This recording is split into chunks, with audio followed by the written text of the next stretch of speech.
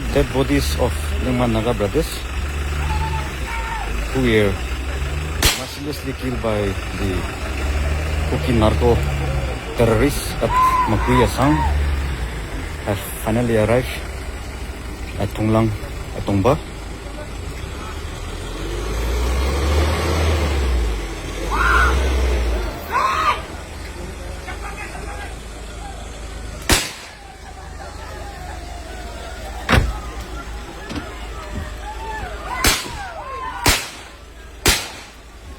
This notice shows the details of Aneipai could not retrieve the dead bodies yesterday because the so-called KUKI narco terrorist has stopped us from Kivuina. They had denied us from retrieving the dead bodies, and look how the dead bodies is brought here in Thailand today with no ambulance, with no help from the government.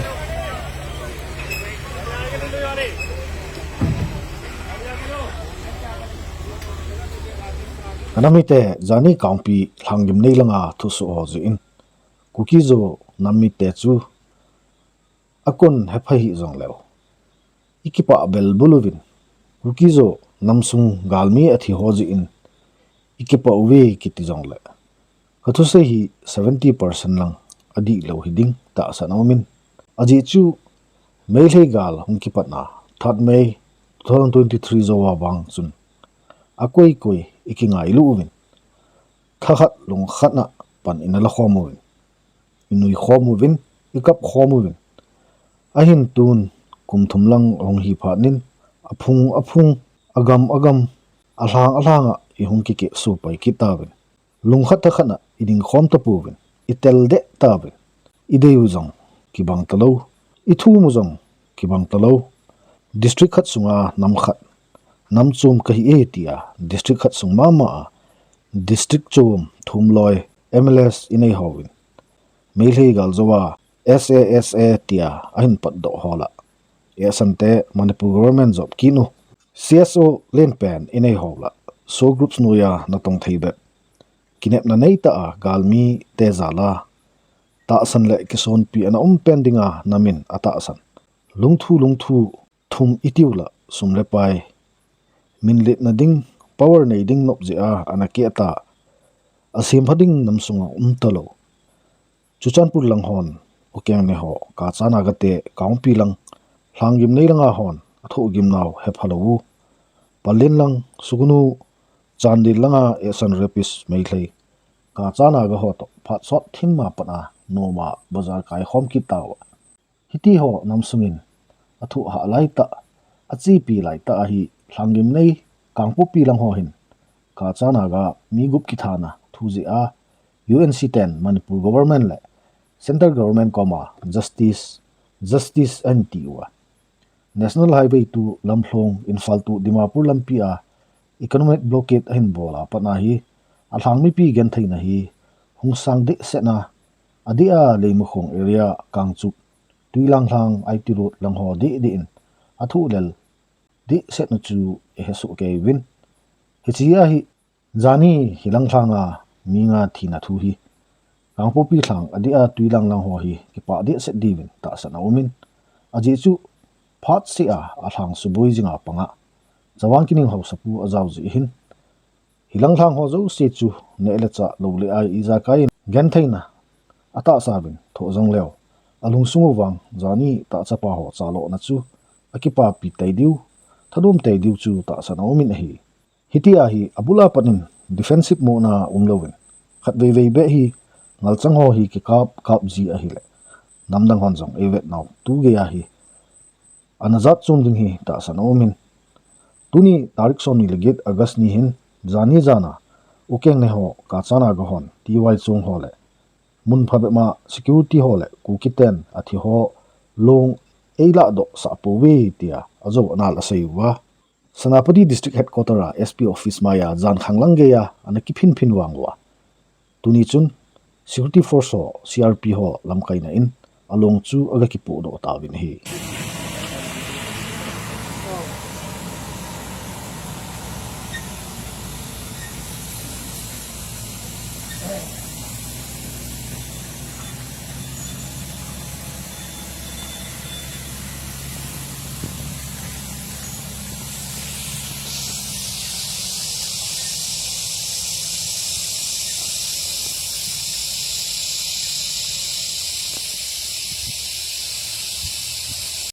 hitia ahin pu jing lai wahin ka chana ga ho chun a khu a analam dot win zana le lunghem pin ana phong do win meipum zong zana pi nan ana ka mu win hi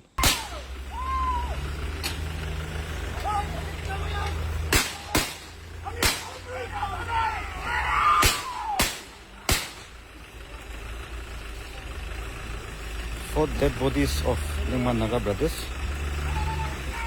who were mercilessly killed by the KUKI narco terrorists at Makuya Sound have finally arrived at Thunglang, at Tongba.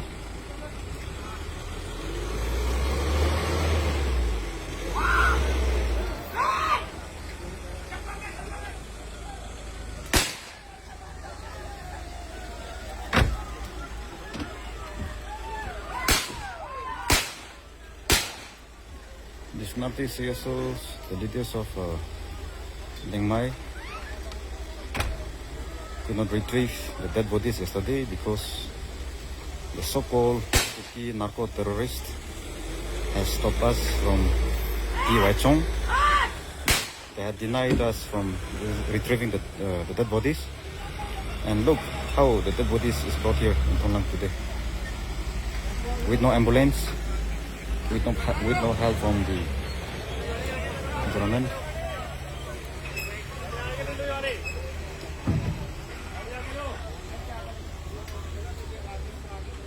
Mi mari asi mapamak aduda spot death oikre aduga mi anisi mangkirambani adubu matam khrat ki manungda mi amadi yam serious oina injured tawraga phange aduga mi ama sidi asok akaidi laitaduna akhoi mangonda rescue tawkhre ama sape na dingin liangmei khu thonglang atumba achun punggit ma khai jingka lang ngachun anakinga uwin akhomiten punsil ho ana silpi uwin hichapet hin SD sa Senapati District Student Association President pa na haulimin ngai thada chu an omhle jengin hi pi taba matamda yam wakhan nuai taba matamda apai mayam SD sa kwaisu Senapati gi mi mayam chu noi gi awaba noi gi pi taba noi gi amang bada saruk yaumi na yam sai haininge asi mongda akhoi sai lamda akhoi sai jagada chatpa matamda akhoi lamda minai khoina akhoi lamda leibo khoina akhoi ba sum han down tawraga akhoi ba asum sa gumna tallaga hatpase akhoi mayam fajan ningsingse ichai su da su asum tawrame go haibati naga mayam da taibang pang mayam da asi message di pi dawo yate aduga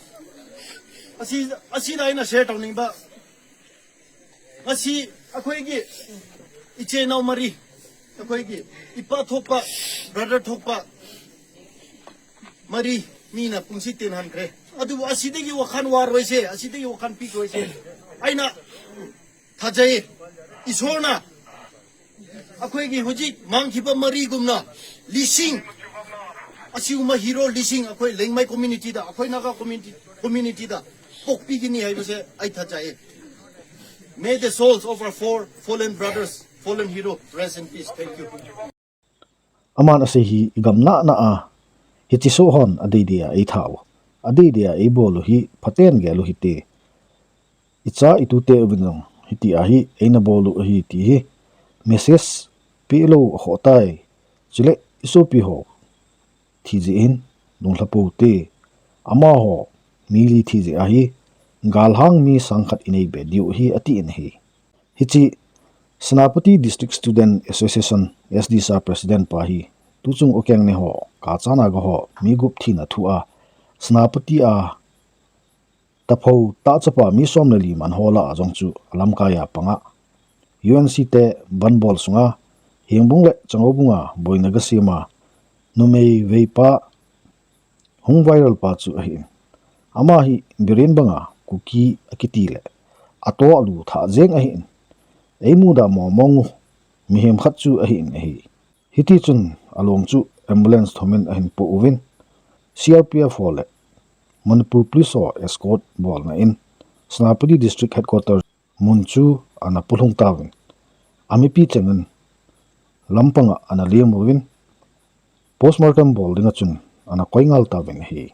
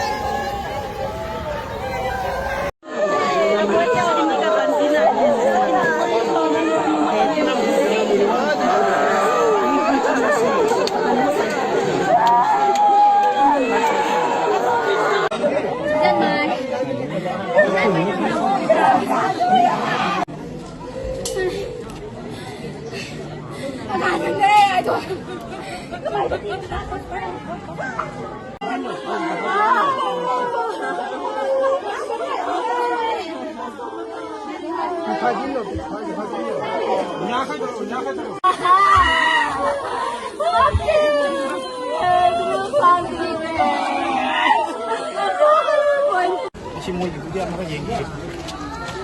이거 인공 나도 이렇게 재밌다.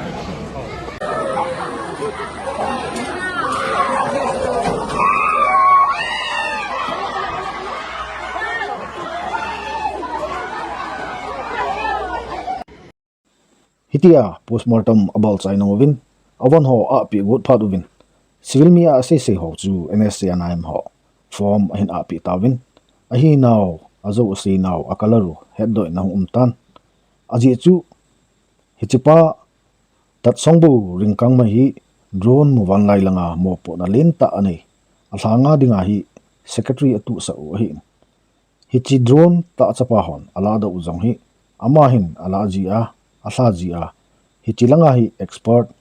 athim ta khat chu ana hidan hi chukile isai tawin isai thalo khat chu Chabang kining ho sapu hi kaungpia gari lu lepol ho amata in akham kukite thillelo popot chu asul ha ho a apan keu se hilovin achisa 1993 nagagal kisailam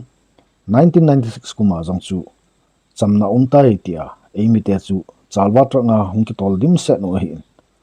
hichichu tua chawang kining pha dikun lamkona hu ama lamkaina a NSN IM ho to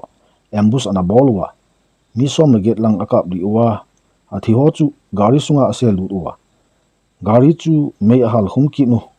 hichia chu Nepali jat mi ho jong mi ni jaw hi eho emi ho na na a mi thum ana so cha chu ai ki ru ama hin thuchi a ki sei mi hemin atu tu a hi ki ti chu ama chunga hi chu achu a hi ta na hi chule khatpa anil wijuna mei ati pau hi makuya NSN IM kema commander apang hi ki nin hichi manipur CM pa hiamchan home minister apang govindas nithojam kisanin long civilians a sayu chu a hi chukile isei be no mu khachu e ho hi social media dung hola a thulela post le forward a gangpen loi nam khachu hi ham kitile mainstream media ho ti chu namdang mi te ho media mu thei sim thein dinga thulela e ho lang e ho di na langa narrative bola igal mi ten abol ka wa masat ding ti ho thimpu win igang pu win tu chung jong hi chance na sata ila wa ibol diu dol ta chu hin a hi a chu tua wang hin igei sang the ta wen manpur siam lui brain tua siam pa hiamchan chule home minister govindas ama ho changin civilians thi a athi sa ta win ama hon hitia mi he thaya press briefing ani now chu thangde a hitan hi chithua hi ata be a ilam kai ho so agyal phat kit diu social media le press langa hi iti ibol wa phaham ti ho hi mabana ikhan khodiwa imabandi ipi phaham ti chu ama hon agyal phat kit diu hi akidei khle zengin hi hichimi thi ho thu ahin ipi hitam ti chu ki hatapun jingle video paiding in program ke si movin dan hi asung thugu izat ham khat hi chi thu a hi te ding jong hi ta san le gin chat min hi athi hola a hongjam do pa chu tuni chun esan media hole ka chana ga ho chun hongjam do dan ana sei sa win isei ma bang win ama ho de dan bang ta in thu narrative asim thu tan hi ai si mukui khundi ni ai ge mingsi gai kamang kau ni khoi si snap ti thoke hana tholak pani khoi ni ti gi chatlaga leiba lambi ni ado ai khoi di gari tongraga lak mutam da KUKI khoi na dumane imbos taw bi khre khoi na khoi bo tam thi na dumane hat pi khoi gari da mi truk tongraga lae adu da mi mari di si khre ni ani di hing hawe ai bu su khutta pallaga ai di chongraga amuka chel laga ai di amuka hing ni moi gi mening da ai du chong tam da moi gi mening rom da ai du lakhre adu moi bu su udi uni moi mi ani tawraga pham du ai uwe sam sang su leye sang su leye uniform full hape yam do moi gi nong mai moton da su moi gi rifle moton da su red ribbon do dum pullaga moi kapraga lay do ai moi mening digi laraga adum loina sengno uni ai adu digi ai su leng mangam damni sokrabni ne ai dum pham amada napi gum pham amada phachana lot la moi manak ta lot la ai adum laikre moi bo sengno uni adung hak leraga moi adu dead body gi gari su moi na laraga keno digi si lok mkha da in thaw do ai adum uni EPSA wanga hi asai gut pen chu ei that ho hi thingno ho hi ve tin a hi tia hi narrative abol hi tan zanin athi ho chu ato piuin len khom abolwin ana op win hi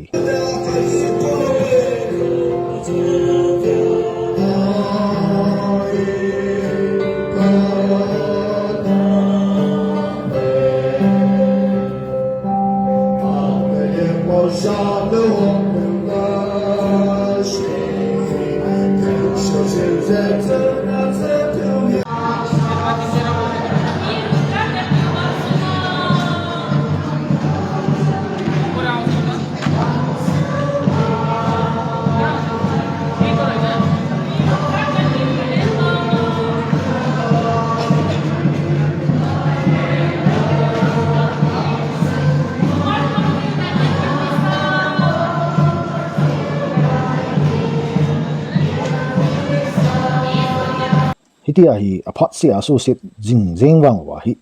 ka chana ga liang mai ho hin ei ki chat tenu dan a hin a thi ho long apu do masang wa thong la nga lam kai ho khat to aloi ho ki ho na audio khat ang viral le amani ki ho dung zu ya hi thong lang khomi volunteer so jong jam chai a CSO lam kai ho jong KUKI ten atha chai diu bo awat tai ti hlonin a ki ho na hlon hi chom khat ga ngai kitri hi ti ve เนี่ยละหันได้กี่ อ๋อ ดงดังต้องอูประจานี่คงบาโรมาตุง ดูไว้แต่ไม่ค่อยสิตัวสไลด์ไปแล้วก็ดูแต่ช็อตกัดไหลไปมาเลยดูแต่ตุ้มจังบ่าวสิใช้เอ็มบูสกี้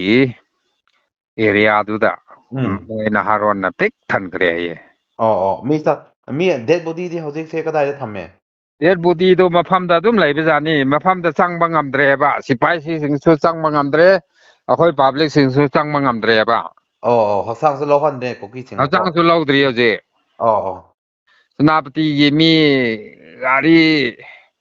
คนทราหลายค่อยสีทองลางตรงมากจวงเจนิงแต่ปิกทันอะไรเร่ไม่ค่อยสุสังมังงำเดรสิไปสุสังมังงำเดรไว้จงดา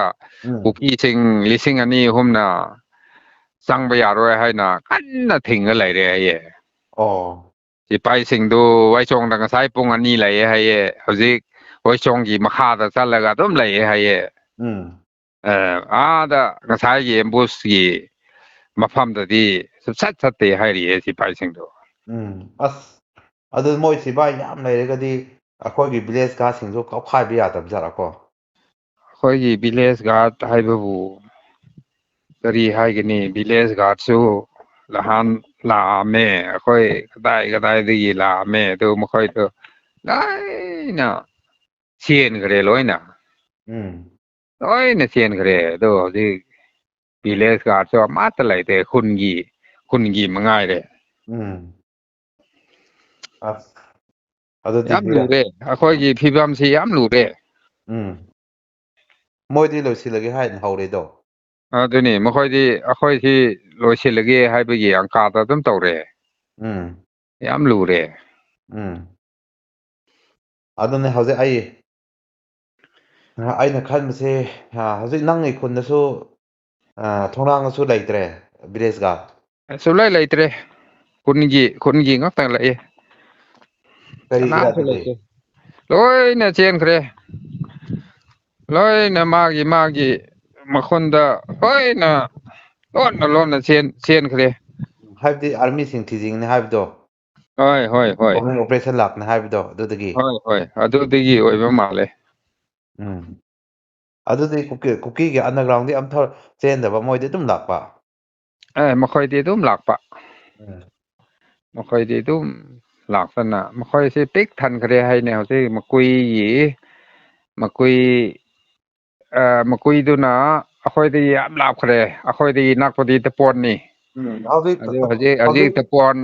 กับมาคุยชีวายแต่นี่มอยกูกี้นะฮารอนสิปิกทันเครไปตัว ปิกทันนะเอาดิค่อยนากากิเสียโซสิงดูสังหันda ba จังหันเดบะ as นากากิเสียโซสิงกะรีกุนก็มาหลายก็ เฮ้ยการีเสียมหลายให้การีอัมหลักเลย ಅದುพอสังหันdaที่บิรานี่เฮดูดิ